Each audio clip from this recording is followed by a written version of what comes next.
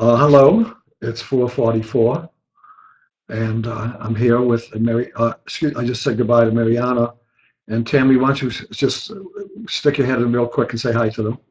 Hi, everyone.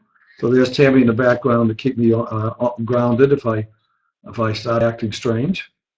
Um, at any rate, the first thing I'd like to do today is to all those of you who are moms, uh, or have been moms, or plan to be moms in the future, or whatever, or to the children of mothers, which we all are. I want to wish everybody a happy Mother's Day and honor those who labored, quote, labored to bring us into the world. I have so many things to cover, and I'm going to try to confine it to an hour, even though I could do a 5-hour show if we had the time and the stamina to do it. But because it's Mother's Day, I will try to confine myself to an hour. First thing I want to do is address two emails we got. One from Qurbana. Qurbana asked the following. He says, regarding the 4 trees of the great tomorrow, let me repeat again those 4 trees. One is to feed the hungry people in the world, as well as provide them potable water. Second is dealing with health issues such as cancer and other sicknesses and diseases. We want to be able to provide. Please enter the number you wish to dial. We want to be able to provide those kind of cures, so to speak, or the ability to live our lives without being exposed to those sicknesses. And sometimes, since we'll eventually have an inoculation for these sicknesses, including cancer, through the great tomorrow. The third tree, if you recall, is one dealing with the spirituality, which I'm going to get into during the show. And the fourth is to be able to deliver these in a sustainable, equitable way to every person on our planet. So the question that Qurbana asked me is, then how about the issues of shelter, clothing, and education?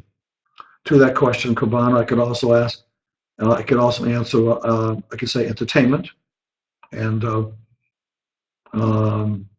many other areas of our lives, the arts. I could also add to that a number of different areas. You have to remember, we are just one group of many other groups that are going to be scattered around the world to complement ours. Ours is the 4 trees I mentioned, where our tree does not get involved in education other than through spirituality and teaching people, helping people learn the truth about our relationship with God. That would have to do with education. But as far as education of the children, of the masses, that would be a different core group other than our core group. Our core group will be confined to those 4 areas that I mentioned: health, feeding the hungry, spirituality, and an equitable, sustainable distribution system. You asked a question about the ability. We have a product that will come underneath the umbrella of the Great Tomorrow, where hypothetically we could have 5 acres of produce growing, such as rice or hemp or whatever, and using this product, it would substantially increase its yield, as well as shorten the growing time. It is not yet on the market. If everything goes well, we hope we can put it on the market by next calendar year. The product does exist, and one of the divisions of the Great Tomorrow will be acquiring the rights to that product, as well as the distribution and manufacturing of it. You then mentioned about the circles, and you want to know if the circles that I showed you, which is this chart here of last week, you asked what that relationship was, and you wanted me to ask either Lady Nada or Master Maitreya if that has something to do with the crop circles. And the answer to that is no. It does not have anything to do with the crop circles. Let me tell you how the crop circles are created. Let us say that there is a spaceship in the sky that is 60,000 feet up in the air above our site. And let us say there's a little piece of equipment about this big that they can put a design into. In other words, they have let's say a card like this, and they can put that card into the machine, and that machine then, a piece of equipment, sends out through space the laser beam, so to speak, of whatever the design is. By the time that laser beam hits Earth, even though it starts off this size, by the time it hits Earth, it's expanded to several acres in size, and it creates a design on Earth. That's how a crop circle is made. Many of the crop circles have messages. Many of them are there strictly to entertain us, and many of them are there to let our people on this planet know that indeed we do have allies in outer space who care about us, who try to give us entertainment as well as encouragement and continuous of our ability to grow as humanity, and sometimes they let us know that they are there. And the crop circles is one of the ways. But I want you to visualize a little piece of equipment, technology they have on their spaceship. And they have a card, maybe they have 100 different cards that have designs on them. They place that card in that piece of technology, press the button, it sends out lasers in the design of that card, so that when it hits Earth, instead of just being this size, instead it's several acres in size. Does that make sense, Tammy, the way I described it? Yeah. Okay. It's like a template. It's a template, exactly, a template. So that's how crop circles are made. The next question I wanted, just one more email I'd like to address, one by Stephen. Stephen said that he has been to the website, We Seek to Serve, which is a website by those who are a core group that is complementary to ours, that we recognize and we honor, just as they recognize and honor ours, the great tomorrow. And he would like to know the following questions. And he's asking questions about guardian angels, many questions about guardian angels. He also wants to know if Paul knew the apostle Judas, who he says, the quote, in parentheses, he betrayed him. And he wants to know if that was true the way the Bible portrayed him. Let me share with you that I asked when Yeshua was talking to me about the Last Supper. He said to me, the Last Supper, Nick, was not myself and my 11 disciples and Mary. He said, my Last Supper was my family. He had, his father, Joseph, had been married twice before and had widowed. And he had 3 children from his first marriage. And he had 3 children from his second marriage. And his marriage with Mother Mary was his 3rd marriage. So Yeshua had many half-brothers and half-sisters, which was a very, very large family, because many of them were married, and they had children who were his nephews and nieces. So he told me, Nick, my Last Supper that I had was a Last Supper with my family, not with the apostles or disciples. They had their own families they had to supper with. He said, and as far as Judas, he said, Judas, I said, the Romans knew who you were, Yeshua. Why would they need Judas to point them out? He said, well, they didn't need Judas to point me out. He said, but there was an exchange of coins, Nick, but it was something else other than the way it's portrayed in the New Testament. But it's not important, so let us move on from there. That's what he said to me. So that's what I'm saying to you also. It's not the way it's portrayed in the New Testament. The Last Supper was not Yeshua and the 12 disciples and Mary. It was Yeshua and extended member of his family. It represented he himself had 4 brothers and sisters. That is a collective group of 4 brothers and sisters. He had a sister named Ruth, and oddly enough, there was another sister. He had a half-sister named Ruth also. He had a full brother named James, and oddly enough, he also had a half-brother named James, who was from one of the previous marriages of Joseph. And they often asked his mother, Mary, why would she name Ruth, a second child from her family, Ruth also, James, when she already had an adopted, a stepson named Ruth and a stepson named James? And she jokingly said, because I like the name. I like the names. So it was that simple. But at any rate, I want to answer your question about the angels. And I want to answer it from an essay that Yeshua gave to friends on our website, that they seek to I'm sorry, Tammy, what's that website? Seek to Serve. Seek to Serve, Sharon's website with her core group. So this is an essay from Yeshua, so I'm quoting him. But I'm going to stop every so often. I'm going to comment on what he said back in 2011. He said, Yeshua, I think I shall talk today about angels because humanity works with the angelic kingdom more than most people realize. We as masters in the hierarchy work with angels, and they work with us. We work for the divine plan and harmony. There's a mutual respect between the angelic kingdom and the masters in hierarchy. And there are also contrasts. The masters of wisdom in the hierarchy are souls, meaning that Yeshua is a soul, as well as Maitreya and others, that have evolved through human form and process on this planet, as well as other planets. As you know, Maitreya originally came from another planet. Or maybe you don't know that, but I'm going to talk about it during the show today. The angelic kingdom has not ever experienced human form.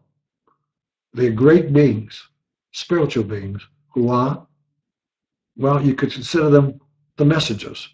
I don't know if you know this or not, the messengers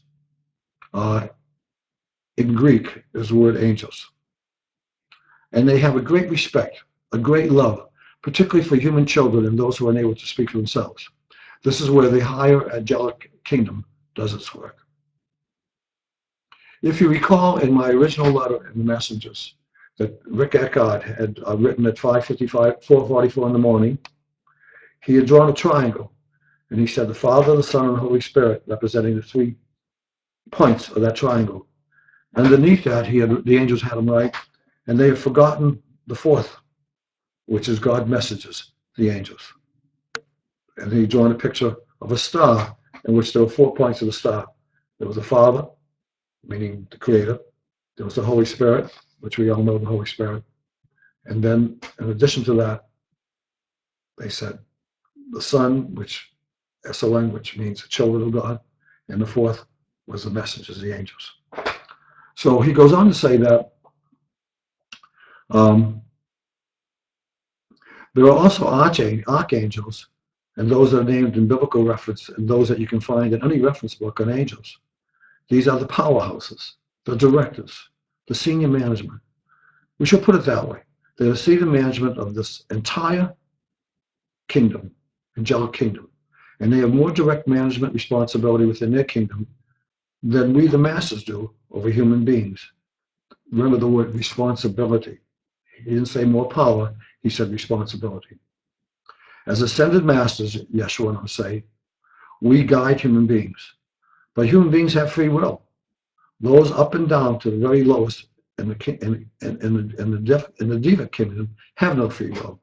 In other words, he's saying that we, humanity, are the only entities that have free will. And those below us, meaning the animal kingdom, the mineral kingdom, and the plant kingdom, do not have free will. You might say, well, what do you mean a dog doesn't have free will? Doesn't a dog decide when it wants to come in the house or outside, or when it wants to eat? No, the dog's done that by training and instinct. The dog doesn't sit down and say, gee, I wonder if I should go inside. I wonder if I should eat now. When the dog's hungry, it tries to eat. When it's not hungry, it stops. The dog does not have the free will to eat when it's not hungry, or to not eat when it wants to go to die. The dog, an animal, I'm giving an example, functions by instinct and training. They do not function through the thought process of free will as humanity does. Yeshua went on to say, as ascended masters of the hierarchy, that they guide human beings. But human beings have free will. I've already met that. Okay. The angelic kingdom are servants, one and all, from the highest to the very, very lowest. Their role is servicing humanity. And they can be mischievous because they can always find mischievous masters who give them mischievous commands to fulfill. And I've been exposed to that. I've been exposed to experiences where I would have my dog walking behind me, and all of a sudden I'd turn and my dog was no longer there. And I'd find him 50 yards in front of me in another room, or someplace else in the house. I had experience once where I was driving through a community I developed called Westlake in Lake Oswego. I took a right turn, and I couldn't recognize where I was anymore. I said, where am I? And I developed this neighborhood. And I pulled over the side of the road, and there was an elderly man there with a beard. And I said, excuse me, sir. I said, can you tell me where is Westlake Drive? He said, what? Westlake Drive? I said, well, aren't we in Lake Oswego? He said, Lake Oswego? He said, you're in Pennsylvania. And I thought, how in the world am I going to call my wife on the phone, tell her I drove from my house 10 minutes away, and I was now in Pennsylvania. And I drove another 2 blocks and took a right turn, and there I was back into Westlake. And I pulled up and I started laughing and saying, thanks a lot, guys. They were playing games with me. So they can be mischievous at times, not to hurt you, but just to have fun with you. And I can tell you a lot of the stories they did in terms of having me lose something, and 5 minutes later, they were sitting right in front of me the whole time. So they took away my ability to see it. Or I'm looking for something I can't find, and they turn around and say, look to your right, Nick. And there was the item, key, or something else I was looking for that I couldn't find. Does that happen to you sometimes, Tammy? Yeah. She says yes. Okay. She's laughing. It happened to all of us. And a lot of times we say, I don't understand that. How did it end up being right there in front of me, and yet 5 minutes ago I couldn't find it? Or how come my key isn't where I put it in that drawer? I know I put it in that drawer. And you look for it, you can't find it, and you go back a half hour, look in that drawer, and there it is. You say, well, I guess I didn't look close enough the last time. Sometimes it's the angel's just playing a mischievous, teasing us. Anyway, continue. He said, although we of the masters of the hierarchy may have had lives in other places, our primary residency has been for many hundreds of thousands of years on Earth. So we are the masters of Earth. I'm speaking of Yeshua, even though he originally came from another galaxy, another place outside of our solar system, as did Maitreya. And he says those star seeds who come in respect the fact that we are the masters of the Earth. Excuse me. Excuse me. In other words, he says that the other people who come from other planets to help us, they do respect that Yeshua and Maitreya are the masters of the Earth, even though they come from other planets to help us too, our allies. In other words, they're honoring the territory of the community of masters as being the primary guides, so to speak, on this planet for us, even though they come from other planets to help too. The angelic kingdom, down through the very minor divas, the little ones, will most often appear to human beings in human form. In other words, they're saying the diva means angelic. They're saying that the angels often come before us in human form. They are energy, but they take human forms in as much as is convenient when living in the physical world and relating to humanity, to assume a form that is very like the form human beings perceive themselves to be. I know I've had experiences I've occasionally had experience in my life where I knew there was no other explanation, but the person that I was in contact with was an angel. I had it happen to me about 4 months ago in Del Mar Beach in San Diego, in an art store, where 2 individuals came up to me, a man and a woman. Have I told this story before, Tammy? No. It was 9 o'clock. It was time to close. And they came up to me and they said, Nick, how are you? I said, well, how do you know my name? They said, oh, Nick, we know who you are. And he said to me, my name, he said, we are Wilhelmina. He said, because my name is William, her name is Amelia. So we're Wilhelmina. And they started laughing. He had olive skin, beautiful, beautiful skin, with I think I told him the story, with 2 laugh smiles, and she had silver hair. And he said to me, Nick, let me tell you something. He said, in the 4th century, I worked in the Vatican. I was reincarnated as a priest in the Vatican. Not reincarnated. He says, I functioned as a priest in the Vatican. He said, now that's what you really call hell. And he started laughing real hard. Anyway, I don't want to go into that story, but I'm saying that was my last experience I know of, about 4 months ago, where I had an angelic experience in that they were in human form.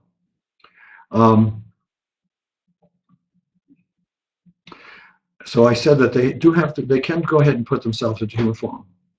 Yeshua is telling us. He says the kingdom's senior management are those whose names you know very well: Michael, Gabriel, Raphael, Uriel, Azrael. They each have a function. I don't know that Azrael. I do know who the other three are, but they each have a function, and they have a great love for humanity, particularly those advanced souls who need bolstering, which I don't know if an advanced soul, but I do occasionally need a 444 experience. They're the ones who are giving you 444 experience, those of the angelic realm. At times when you need a bolstering, when you're saying that, is this for real? Is there really angels in my life?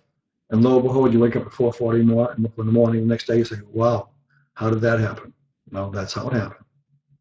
They wake you up at 4:44. They are very giving, service-oriented organization, and we work together. Yeshua is saying that he works together. The community of spiritual masters work together with the angelic realm. Joshua went on to say that he has spoken of thought forms. The elemental builders are divas or angels who are called to work when humanity as individuals or as a group starts creating a thought form, an idea, a wish, a prayer. The material thought is indeed immaterial, and it has substance. Now this is so important. I want you to listen to this. Not something that's currently measurable by scientific methods, but Yeshua is saying, please trust me, it has substance. Now he's talking about your ideas, your wishes, your desires, your prayers. He's saying they do have substance. And it's not the masters that's going to make your wishes and prayers come reality. It's going to be the angelic realm. Because listen what he continues to say. Think of a magnet. If you play with a magnet under the surface sprinkled with sand or iron fillings, you've seen the patterns that show you the field of magnetism. It's members of the angelic kingdom, down into the elementals, who will bring these fillings together, these findings together into shape. And this is what mental plane divas do with the material thought. They are elementals who are so rarefied that they can manipulate mental matter, and they are in a line of supervision. In other words, he's saying that just as a magnet automatically responds, the magnet doesn't stop at thinking, saying, oh, what am I supposed to do now? It automatically moves things around. He's saying the angelic realm also responds to doing things for us automatically. When you as an individual or a group, Yeshua goes on to say, start thinking about this or that idea or thought, you're working directly with one level in the angelic kingdom, a level that's accustomed to perceive human thoughts. That is their function. That is their function. They perceive. And they will then call in those work elements that are appropriate to start building this thought into a thought form. The more people who are devoting energy to this thought form, the more workers who are called in.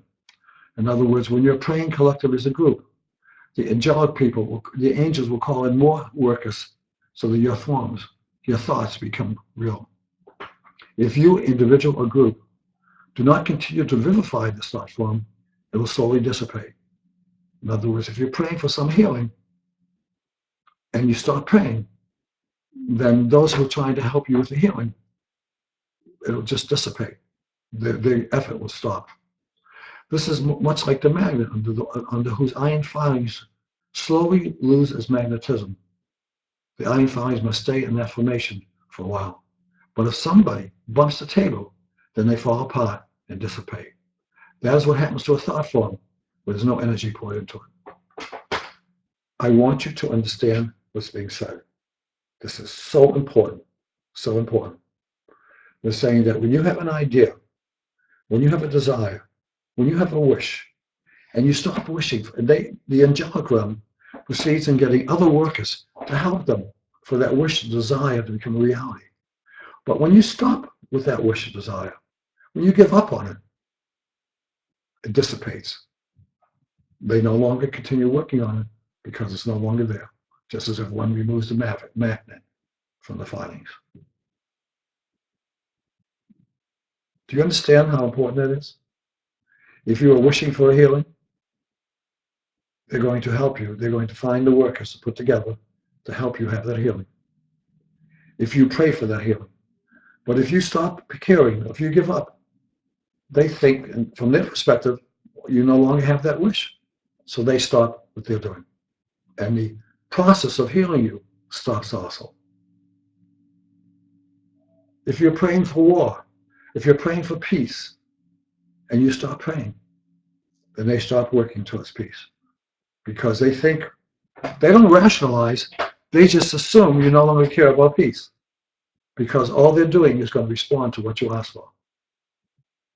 Once you stop asking, then they stop trying. Because they do not rationale and saying, maybe you got tired, maybe you just gave up. All they know is you've stopped asking. So they stop trying to make that into reality.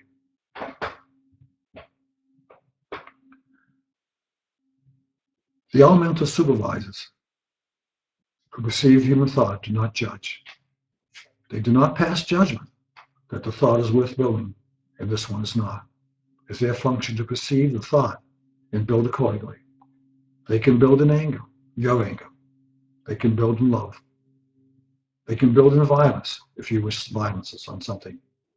They can build in hatred as easily as they can build in love, and compassion, and health. And when I say health, I mean oneness. I mean building in respect and developing the health of the one energy system, which you're all part of. I want you to understand what Yeshua is telling us. If you wish bad on somebody, the angelic kingdom will try to make your wish become reality. And they'll ask others to help. And they don't judge whether what you're doing is wishing bad on somebody. All they know is that you are asking for something, and they'll respond. Remember the voodoo dolls? Do you remember how in some parts of the world, black magic, they can take a voodoo doll and stick, and they wish if they stuck a pin in it, that pin would go into another person, and that they stick a pin in that person, and that person feels pain and becomes crippled, or blood starts pouring from the wound? See, how can that be? Well, it's because the angelic kingdom does not try to rationalize if what you're asking for in human terms is good or bad. Their position is to serve the person who's asking. So if a person wishes evil things or bad things to happen to another, they can happen. Because the angelic kingdom will call upon workers and say, let us go ahead and give this person that we serve what they're asking for. If you give love to another, that's what they'll create for you. If you ask for healing for another, that's what they'll create for you. If you ask for another person to be hurt because of anger you have inside your heart, they will try to have that person receive that what you're asking for, because their position is to serve you, not to make judgment on what you're asking for, but to serve you. So be careful what you ask for. Be careful what you pray for. If you are a person who has love and compassion in your heart, then you're only going to ask that others receive your love and compassion, and not your anger, and not your hatred, or not your will perhaps to hurt another individual that might have hurt you. The spiritual masters ask you to use discernment. The angelic kingdom do not work with discernment. They work to serve with you that which you ask for. But the spiritual masters ask you to use discernment, what you're asking for, because otherwise you will receive what you ask for.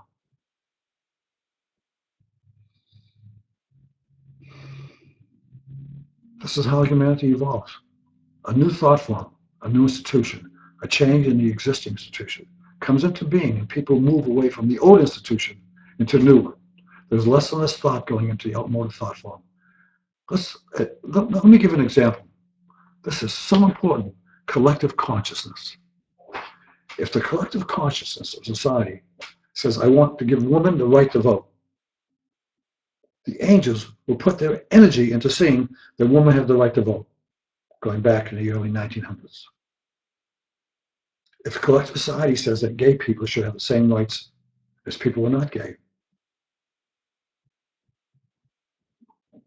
25 years ago, this wasn't 50 years ago, this was a no-no, because people weren't asking for it. But today's society is saying to the angelic kingdom, we think gays should have equal rights. And the angels are working on that, and look what's happening. Gays are having equal rights. We think black people, people with dark skin should have equal rights. 100 years ago, they didn't have equal rights. But the collective consciousness of society had so many people asking their angels for help that the angels asked for other support, and they gave more and more people equal rights regardless of color skin, even to the point where we have a black president, a half-black president in the United States, half-black. There's no such thing as half-black. Which side? Is left side or right side? I don't know why he calls himself a black president. Sometimes he's whiter than I am during the summertime, but I don't want to get into that. Let's say a mixed birth person whose father was black and his mother was white. So the angels will do that. The angels will give a collective consciousness. They will create freedoms that don't exist today, or they'll take freedoms away. What happened in Nazi Germany? The collective consciousness of the Nazi movement was powerful, and they asked their angelic service to literally try to destroy the entire world of Jews. How could this happen? It happened because the angelic service did not question the right or wrong of it, did not make judgment. All they know is they serve humanity. And they knew the collective consciousness of those in Germany was asking that Hitler be made into a king, and that concentration camps be built, and that those of the Judaic background, Judaic blood be thrown into concentration camps, and their lives, 6 million of them, be put to death, and all their wealth taken away from them and put into the hands of the Reichstag, or the Nazis, or Germany, whatever. Immoral? Yes. But the angelic kingdom does not function from a position of morality. They function as a position to service. And the collective consciousness of the majority of people in Germany was supportive of the bigotry and the prejudice of what took place during that period of time in history. And what happened? Concentration camps were built, and 6 million people were put to death, actually much more than 6 million, counting other groups they tried to purchase against. You might say, how could this happen in our society?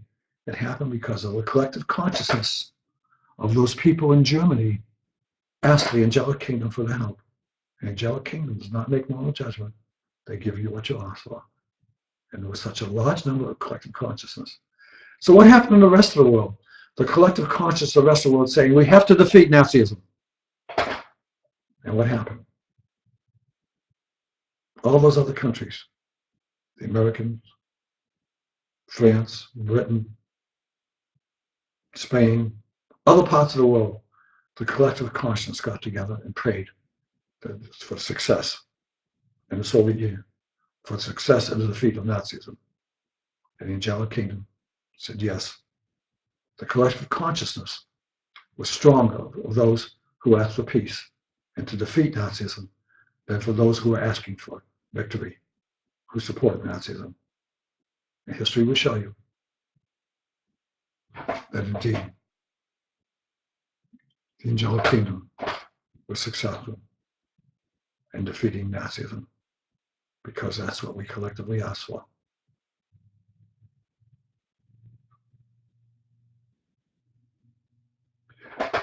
I was ad-libbing to you, but let me read to you what I wanted to say, so you see how consistent it is. Yeshua, I'm going to say, that's how humanity evolves. A new thought form, he said, let us take the thought form of slavery. As there is less and less active thought, well, slavery is true. As there is less and less active thought to maintain the institution, then it gradually dissipates. In other words, there was an institution called slavery, because that's what the people of those slave owners wanted. He said it dissipated, even though gradually and without violence. But I think you get the idea. There are fewer and fewer human beings invested in the concept of slavery today to keep it alive as an institution, and it gradually dissipated. He said, we're not going to go into the various kinds of slavery that still exist. Now he's talking about sex slavery, for example, in some of the South American, southeastern countries where they still have sex slavery. He said, I'm only using that as an example, as you were saying, and so it is. At one point, the thought form was so strong that there are many who believe the world would come asunder if the institution vanished and die prediction abounded. There were those who believed in slavery, and they would pray, they would ask for help from without realizing it, from the angelic kingdom to maintain slavery. And it was so strong that they said that, well, what happened to our farms? How would we feed the people if slavery stopped? Who would grow the products? Who would work for us for such low prices if slavery didn't continue? And it continued until there was such an incredible number of people who said that's morally wrong. And they started asking for an end to slavery. And their angelic kingdom said, wow, look how large of a group those people are, how their collective energy and their collective consciousness is asking for an end to slavery. And they turned around and helped to defeat slavery, at least in the United States. Look at history. And you see how some regimes last longer than others. How the Roman Empire lasted such a long time until enough people said that the Roman Empire had become evil. Anyway, I think the points are very well taken. Yeshua went on to say that if you turn to the economic institutions today, what is keeping the current economic institutions of today alive? Those are the angelic kingdom coming in, sustaining the current thought forms. Why? Because there's so many people pouring energy into those thought forms. To continue the metaphor, the magnet under the iron filings became stronger and stronger and stronger as people maintain the magnetism. As more and more people pour information, pour their energies into this economic thought form, they begin to think there are no other ways. So those in the angelic kingdom, they keep this thought form alive. The thought form permeates the mental and astral planes and filters down to people thinking, wait, well, of course, it must be this way. We must have a society where all the wealth exists and 10% of the population being the wealthiest, and then you have a large middle class and this other end of the spectrum that can't feed their children. It must be the way it is, because there's so many of us that want that, because we're all striving to get that egg, the goose that's laying the golden egg, even though it may be at the expense of those at the bottom of the chain, who become the food chain, because they're people that are out of work. I'm just using that as an example. The economic existence that exists today with our society is because the majority of the people, collective conscious, saying, we want that. So the angelic kingdom gives you that. The leadership of the country. We have a president of the United States, any president, I don't care which one, that the collective consciousness says we want that person in office. The angelic kingdom does everything they can to see that person get elected, even though that person may not be the best person for the job. That person might hurt the country and hurt the economy by that person's decisions. And then the collective consciousness says, wait a minute, maybe we put the wrong person in office. Maybe we should put a person who has a different way of thinking, a different way of distributing the wealth in the United States, a different way to spur our economy, make it stronger. And the collective consciousness of those people ask the angelic kingdom, help us in electing a different kind of person as the next leaders of our country. And what happens?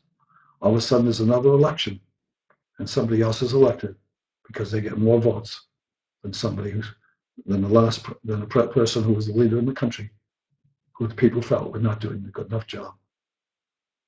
Don't you understand? That's how elections are won and lost. That's how people are put into power, as opposed to those who were taking power away from them.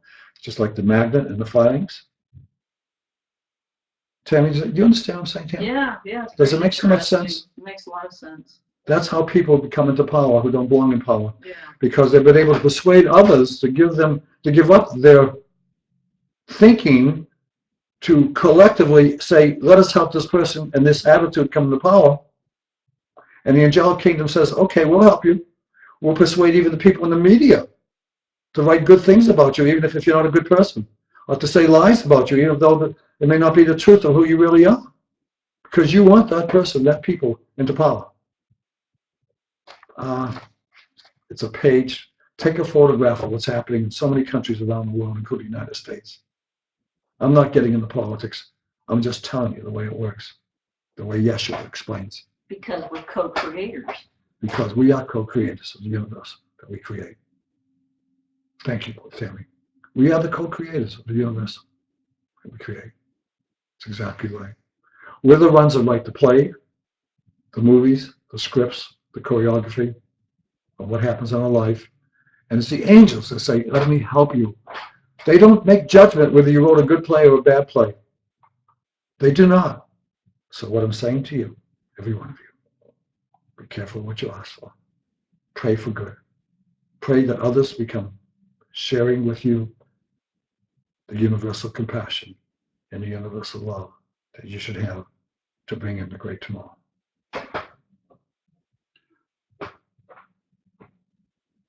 Yeshua wanted to say that. What's keeping these coming? You have those of the angelic kingdom coming in, sustaining the current thought forms. Why? Because there's so many people pouring energy into these thought forms. He goes on to say that it has to be this way.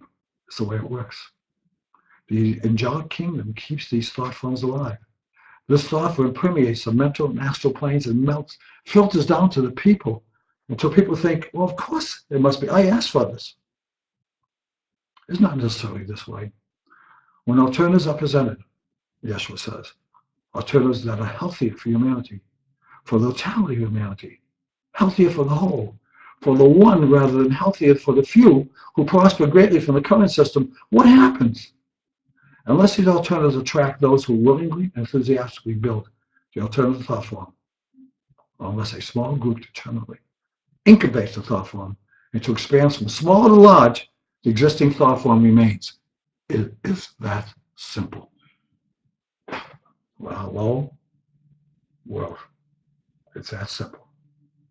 When a small group, like the Great Tomorrow, says we've got to change the world, we've got to change the thinking of people, and we in turn get more and more people to come and join us, so all of a sudden, the Great Tomorrow has millions of people around the world who collectively consciously say that we want a world filled with compassion and love, where every hungry child is fed, where there's no longer diseases, where everybody knows that we're all brothers and sisters,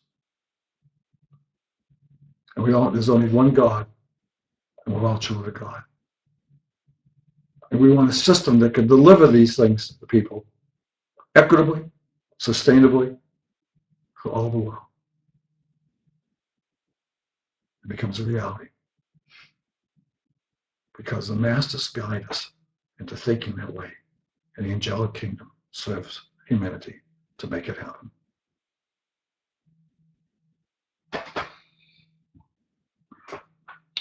I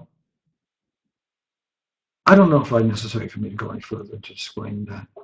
We've already been together for 41 minutes. I'm going to ask you yourself to read Angels and the Power of Thought Forms. Angels and the Power of Thought Forms. You can read this yourself. It's on Sharon's website, We Seek to Serve, and it's called An Essay from Master Yeshua, Angels and Power of Thought Forms. But wow, is that powerful. I wanted to share that with you because it was so powerful. And now I want to get back to where I left off last week. I left off with telling you that every person is a pupil and a teacher, even including the masters. The masters told us that I am a teacher, but I'm also a pupil because I am learning from the masters, from those who are in the community of spiritual masters. And you are a pupil, hypothetically, of the Great Tomorrow, and you're also a teacher, as you in turn come in contact with other people that you encourage to share our belief systems with and help them to evolve also. And they told us also, Yeshua and the spiritual masters, they said, we also are teachers of people like Nick, people like me, and it's all passed down. If you could actually do a pyramid, not a pyramid, but a chain. But they also are pupils also, because they're masters at a higher level than they are. And what I was told, where I left off, was that they told me from a spiritual standpoint that the movies are going to be made of the messengers and the commitment, as well as a documentary that's going to be made of the experience I've had in my life. It's not me that's important, but what I experienced was important. And those messages that have been shared, as well as the healing, will be a door opener There'll be many other groups that will want to join with us. And it's very important, I say, wants to join with us, because they said to me, Nick, it is always we, not I. This is not my website, it's our website. It's not my movie, it's our movie. It's going to be made of our movie. It's not my documentary, it's our documentary. It's going to be made of our teachings, our belief systems that they share with us. They said it's very, very important. They also said it's very important that we authenticate other groups who want to align themselves with us if we use discernment that they're in the same place we are, that their wishes, their desires, their prayers are consistent with ours for a better humanity and not for selfish reasons or for greed or for ego, ego, that they also are complementing what we're trying to do. They also told me the numbers 444 were not my number anymore, mine. They're talking about just me now, not yours. They said from now on my number is 555. And they said to me, Nick, there's a book on the table of Doreen's virtues. And they told me where it was, and I walked over to it. They said, we want you to look up 555. They told me, read 555, Nick. They said, because that's where you are now, and you're no longer 444, Nick. You're now 555. And I'm sorry I don't have it right now with me, but it basically talked about how my journey has taken a different direction. A change, because it's no longer just angelic coming and trying to tell me, Nick, we have angels in your life. They say, you know that, Nick. It's not necessary for us to tell you that anymore. So now you've gone to number 555, which is my number. They were talking specifically to me, that I will now realize that 555 is my number. And maybe some of you too, I don't know. But they just told me that just 3 weeks ago. They said there'll be many, many people, Nick, that are going to want to jump on board the bandwagon of the Great Tomorrow. And they're going to use their free will. And if they don't want to, there are some who are going to want to join. And they may choose not to, because they have free will. They said, that's fine. If they don't want to be part of the Great Tomorrow, Nick, I say to you also, if there are people that you try to encourage to share our belief systems with and they don't want to, they said, that's fine. They have the free will. Leave them be. And look at the personalities to see if they fit in for those who wanted to jump on board with us. In other words, they're saying to me, you might have people that want to become part of the Great Tomorrow and what you're doing who have totally different motives. Their motives could be one of ego. It could be one of thinking somehow they're going to financially benefit, saying they might not fit in there. So think of it as an orchestra. You have an orchestra, and here's a person that says to you, I want to play in your orchestra. And you look at the person and you say, well, yeah, I can see how you fit in beautifully. We need a violinist in our orchestra or another piano player. And you are such a great musician. Come and join our orchestra, and you fit in. There might be another person. You say, I don't know how they could fit in. They play some instrument I never heard of before. They don't fit into our orchestra. They want to play a jazz trumpet, and my orchestra is a symphony of classical music, or vice versa, and they don't fit in. Or you might perhaps want to start a separate group, a different band form, a different orchestra playing. So as part of the Great Tomorrow, we have to look at other people and see if they fit into our orchestra. Because some people will want to join our orchestra, join the Great Tomorrow, who do not fit in because they have different motives. As I say, they might be coming from ego, or they might be trying to try to persuade you to. We've had that happen. We've had people come in our website, and if they come on the website, they try to persuade you that our thinking is wrong. They want us to change our thinking. They want to tell us, no, that's not the way it happened. They say, no, we think you're going in the wrong direction. And what happens, we eventually get into a confrontation with somebody else on our site, or a confrontation with me. And I say to them very gently, I think it's time for you to move on to a different website or a different location because you don't share the same beliefs we have. So this is going to happen in the Great Tomorrow as we continue to grow.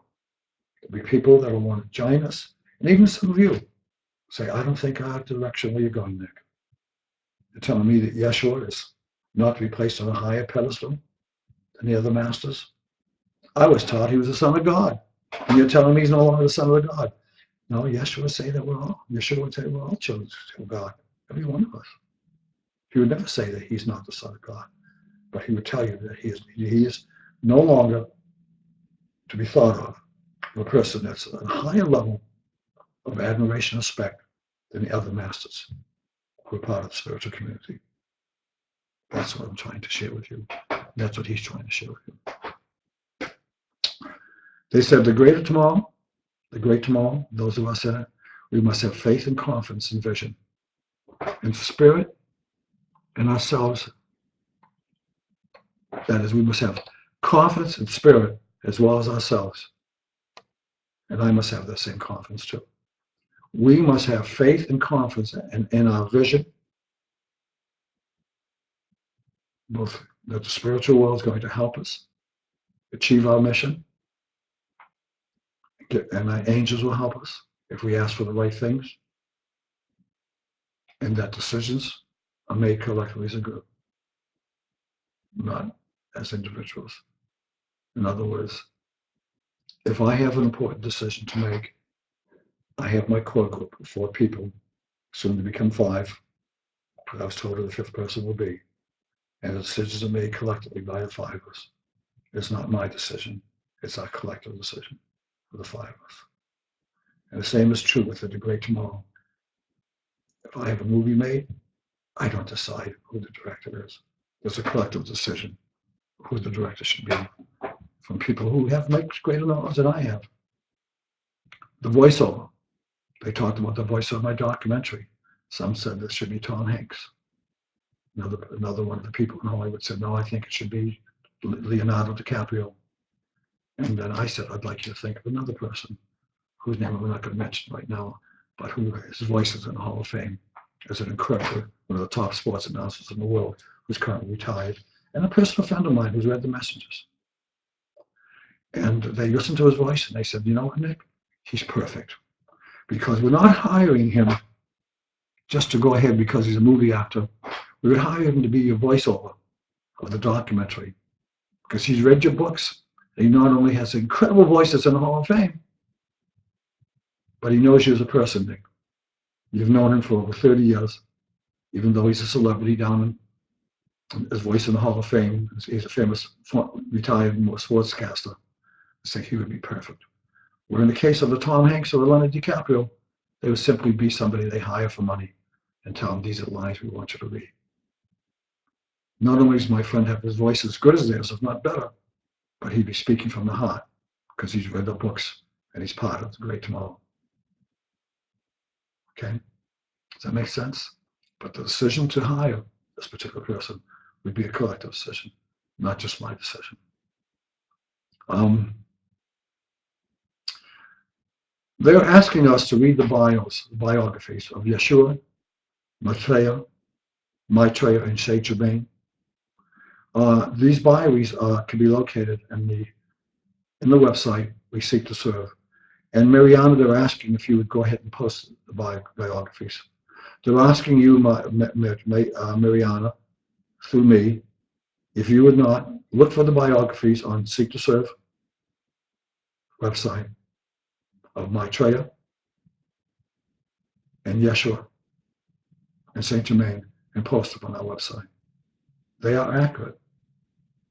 They told me they're accurate. And they want you to present the information to those of you on our website, on our site, The Great Tomorrow, because it's truth.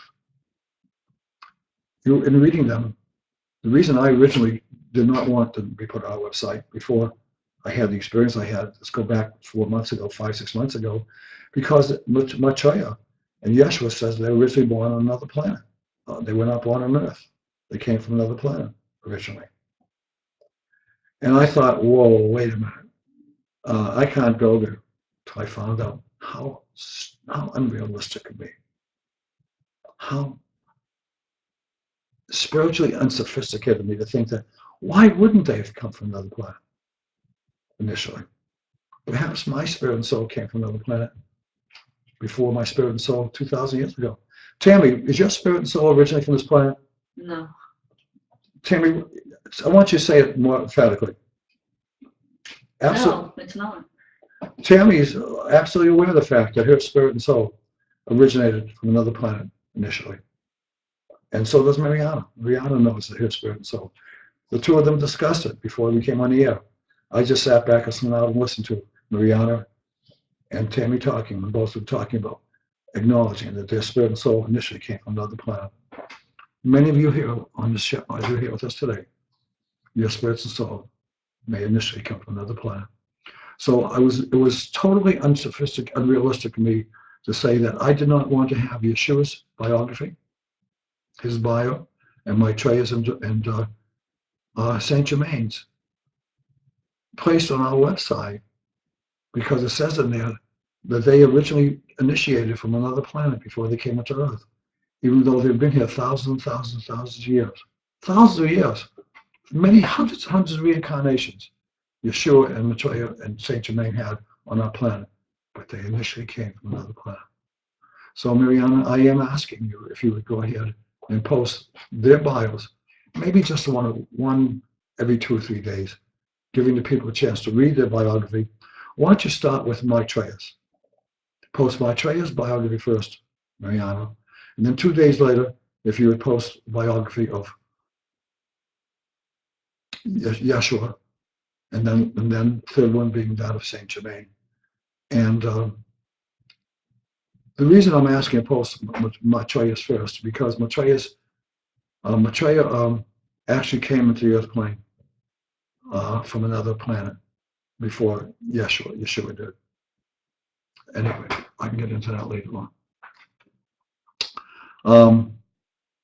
They also told me that our allies from another planet, from other planets. No, let me stop there.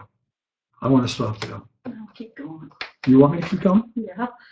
But it's been over an hour. I don't care. Keep going. They did tell me that our allies from outer space came. They do have spaceships. They do have spaceships outside of our planet. They have some motherships that are so huge that I actually saw one in a video that one of our cameras up in space saw, that is so huge that they're shocked that it covers an area of equivalent to about, let's say, the size of the United States or the size of Europe. That's how huge it is. And it's far up in space, and it actually shows the Hubble, or one of our cameras that we have up in space, above it, looking at the spaceship below it and the Earth below it. And they're shocked to show it to even people. I saw their video. Maybe you could Google it. Why don't you Google, and I don't know what's going to show up, huge alien spaceship in space. Huge alien space. See what comes up. Seen by outer space camera. It actually showed on the video I saw a spaceship that was so huge, and you could see Earth below it, that NASA didn't want you to see it.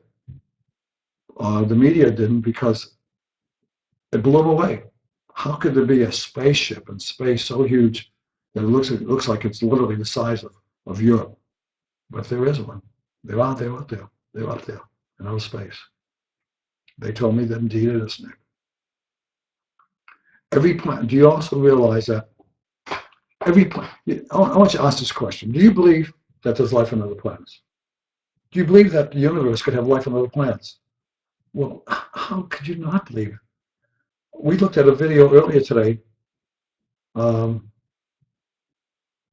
I can ask them to put it on that.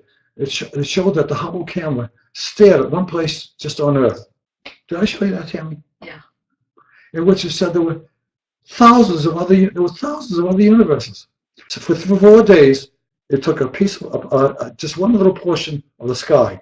The Hubble did, space, not the sky, space. And they saw, in those 4 days of concentrating, thousands and thousands of other universes. Thousands.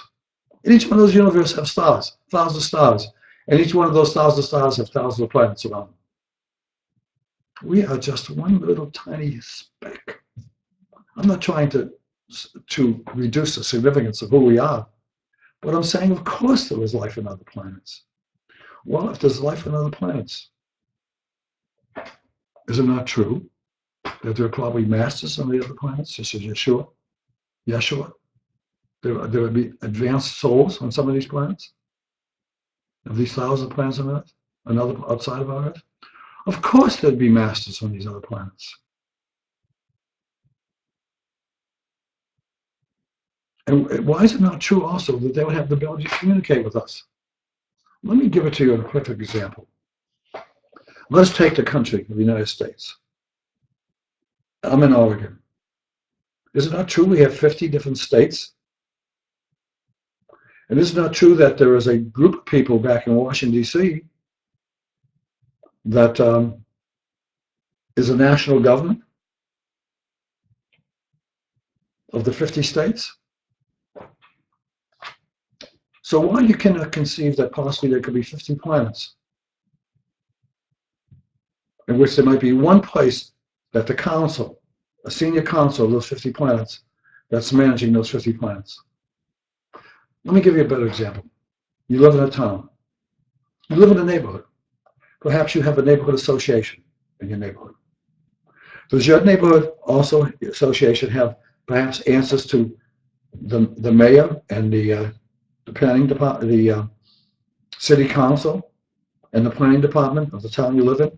That they can't do something which is in conflict, or if they need help, they could call upon the city and say, hey, I have a problem in my neighborhood. I have a tree that's falling down that has to be cut, or the tree fell down. I want you to come and remove the tree because it's blocking the street in my neighborhood. And is it not true that your city government, when they have a problem, that they could turn around and go to the governor, the administration of the state you live in, and ask the governor of the administration, we need help in our city. We're having some issues of traffic control.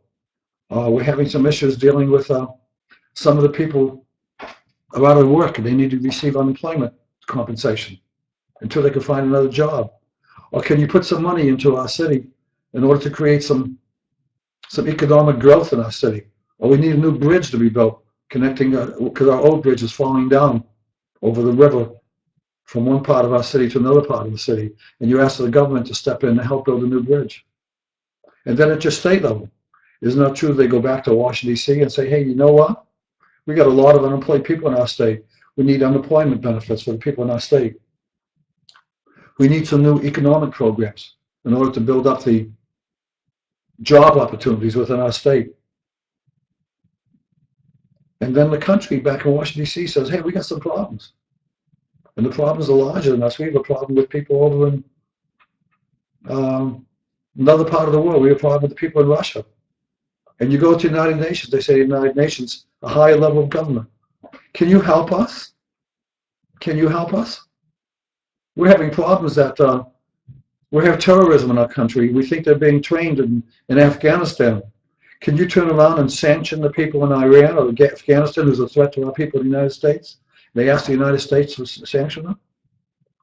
Well, why do you think, don't you think it's possible that the United Nations, I meant the United Nations, that the United Nations might have even a higher government level than them, that they don't even know about, which are our brothers, our allies from outer space, who look down and saying, boy, that United Nations are having some serious problems.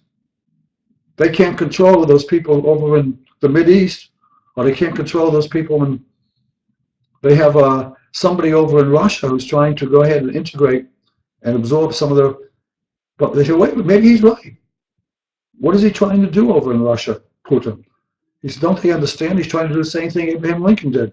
When Abraham Lincoln tried to reunify the different states so there'd be a United States, rather than half of the states end up saying, we don't want to be part of the United States. Maybe they're not looking at it properly.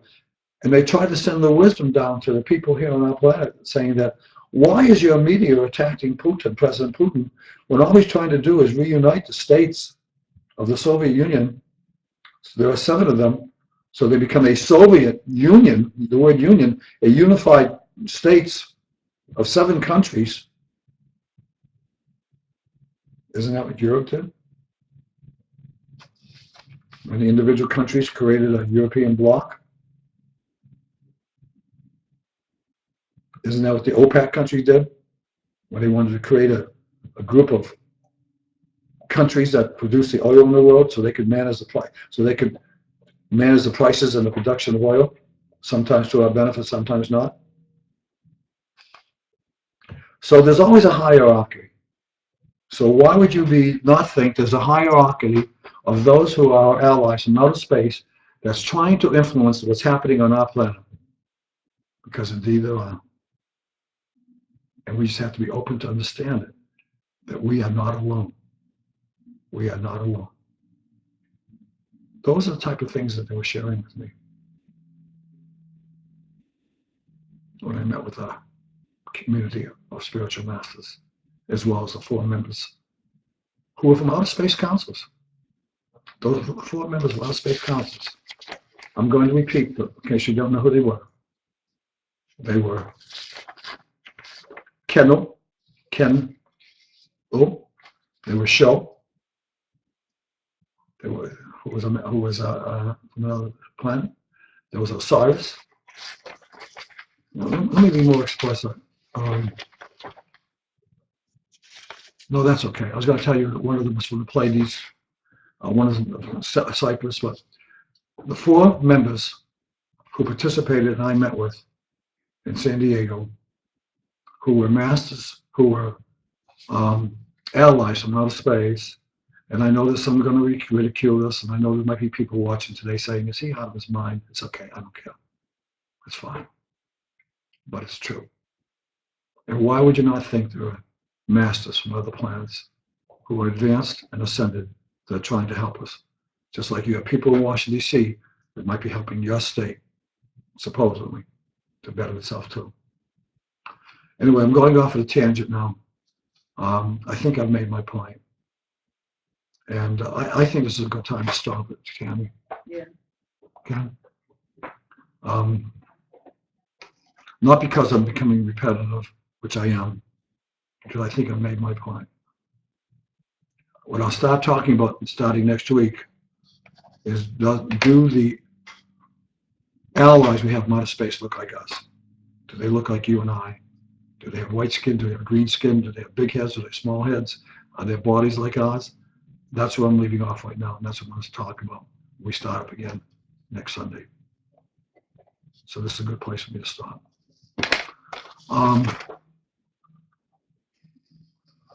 I have to make a major transition right now from being a teacher to instead being a healer. So I'm going to ask those masters of the community of spiritual masters if they would give me the energy, give me the divine power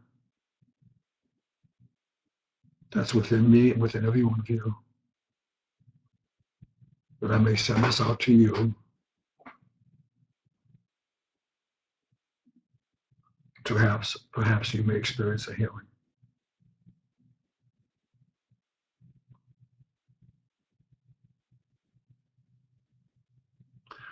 I'm going to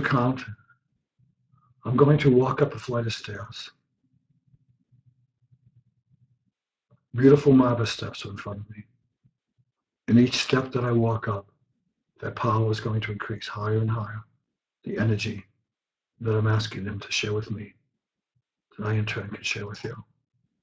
So I'm going to start walking up those stairs, and you can hear my voice actually changing. 1, 2, higher and higher. 3, 4. At the top of the stairs is a little hill. A beautiful hill with trees on the side of a pathway. When I reach the top of the stairs, when I get there. 5. Come walk with me up those stairs. The beautiful marble steps of white marble. And as I pick my head up and look ahead of me, I can see the pathway with the trees on the inside. 6, 7, 8, higher and higher. 9, 10. I'm stepping off the marble steps now onto the path. And as the path goes up higher up the hill, I'm going to take 10 steps until I come to a clearing on top of the hill. Step 11, 12, higher and higher. 13, 14, 15, 16. Come with me. Please help us outside. 17, 18, almost at the top. 19, 20. We're now at the top of the hill.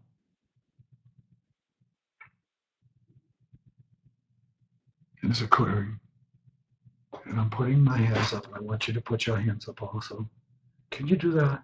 Can you put your hands up also? Even put them up against my hands on the screen.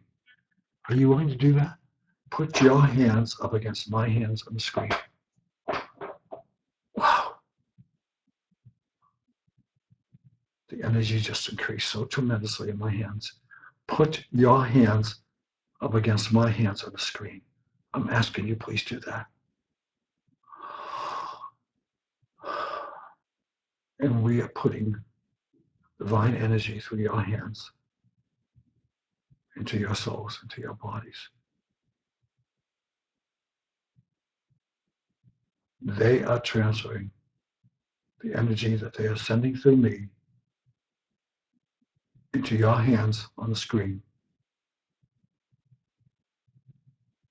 And you are expanding the energy within your own body from the energy as your hands are touching my hands on the screen.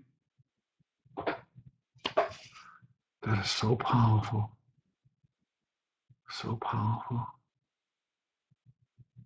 That you can do your own healing. You don't need me to do it. You don't need, you have God inside of you, the power of God inside of you. You can do your own healing right now. Ask what you want to be healed of. Ask. Ask your angels to help you to be what you're healed of. But continue it. Continue that request, that prayer, that help. If you have a need for healing, sustain it, because it'll give you what you ask for.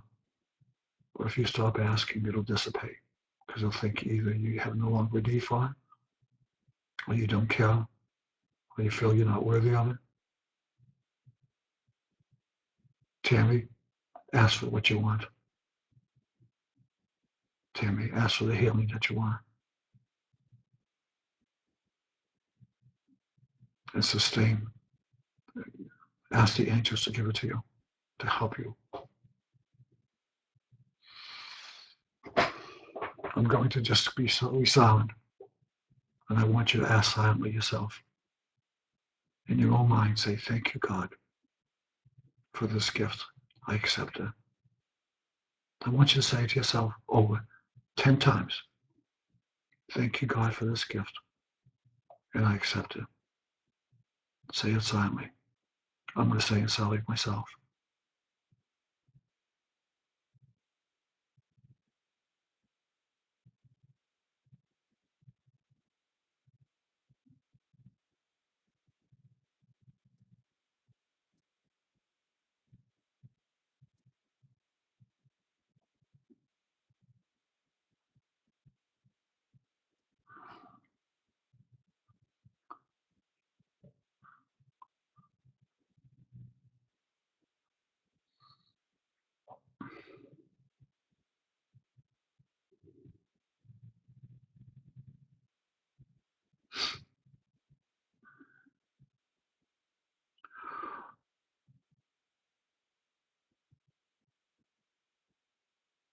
Okay, I'm going to ground myself now, if I can.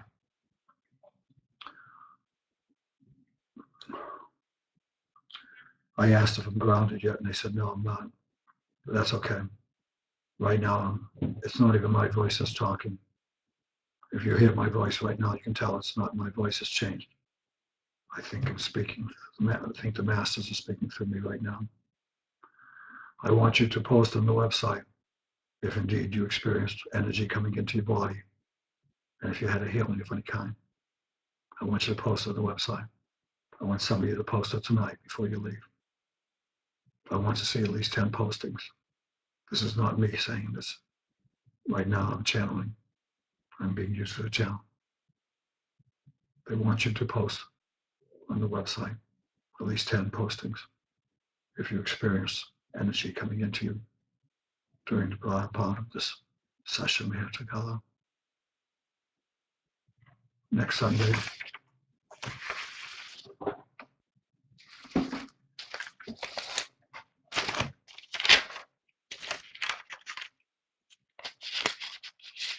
is the 18th. We will continue. And on the 25th, 2 weeks from today, Sarah will be with me. Sarah will be with Nick, with me. And we will heal together 2 weeks from today. So I thank you for being with me today, being with us. I thank you for being with us today. Not me, being with us. So I say to you, God bless you as you continue your journey. And we do want to see at least 10 postings. Even if the answer is no, you didn't feel anything, then say you didn't feel anything. But if you experienced something when your hands came up to mine, and the energy did go into you, and you felt it, I want you to share that. If you didn't, share that too. But I'd like to see at least 10 postings within the next hour. Thank you. Thank you. God bless you as you continue your journey. And now I say to you,